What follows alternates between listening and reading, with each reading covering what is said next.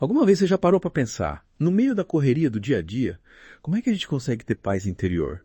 Tipo, silenciar a mente em meio a todo esse caos? Uma pergunta que não é fácil de responder, né? Pois é.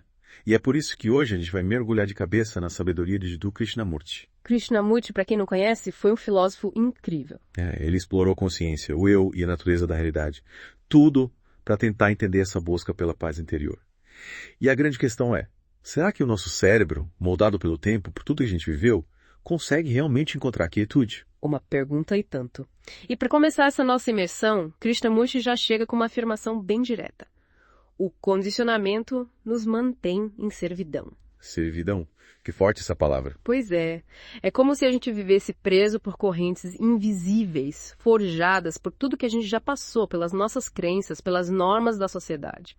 Essas correntes, por sua vez, ditam como a gente pensa, como a gente reage, limitam a nossa liberdade, sabe? É como se a gente estivesse vendo um mundo através de lentes que distorcem tudo, né? Exatamente. E aí entra a grande questão. Como esse condicionamento que a gente está falando cria essa ilusão do eu? Como é que a gente se perde de nós mesmos nesse processo todo? A gente se define por um monte de coisas, né? Pela profissão, pela nacionalidade, pelas crenças. Só que no fundo são só rótulos externos que a gente coloca em nós mesmos. E o Krishnamurti questiona essa construção toda, essa ideia de que o eu é simplesmente a soma desses rótulos. Para ele, esse eu é uma ilusão criada por essa mente que vive condicionada. Se a gente repensar quem a gente realmente é, né? Totalmente. E aí vem uma outra ideia do Krishnamurti que é, no mínimo, intrigante. Ele diz que quanto mais a gente se esforça para silenciar a mente, mais difícil fica. Mas como assim? Não era para ser o contrário. É aí que está a sacada.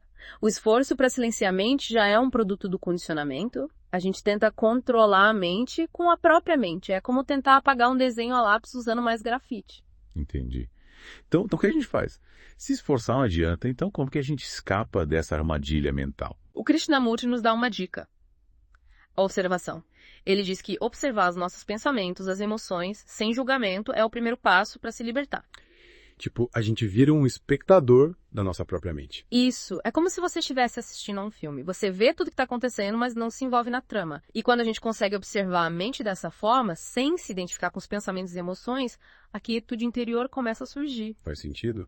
É como observar aquele trânsito caótico da hora do rush, mas sem se estressar com ele. Perfeito.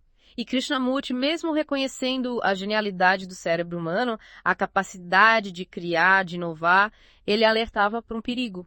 O eu psicológico. Esse eu pode acabar sequestrando todo esse potencial, nos levando para o conflito, para o sofrimento. É como se a gente fosse dominado pelos nossos próprios pensamentos e emoções, né? Exatamente. Essa busca incessante por conhecimento, por segurança, por sucesso, muitas vezes é alimentada por esse eu psicológico. A gente entra numa corrida sem fim, sempre buscando algo que parece estar fora do nosso alcance.